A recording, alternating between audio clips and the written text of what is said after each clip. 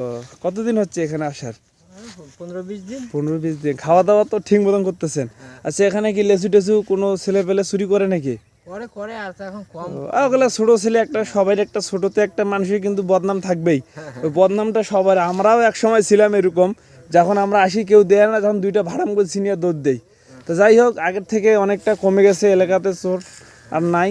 দেখ, আমরা লিচু দেখে আমাদের মন শান্তি। এই দিকে দেখেন, একটা লিচু যে এত সুন্দর যে লিচুগুলো হয়েছে, আমরা সেটা কল্পনা করতে পারি না যে আমাদের এলাকায় এত সুন্দর লিচু হয়েছে।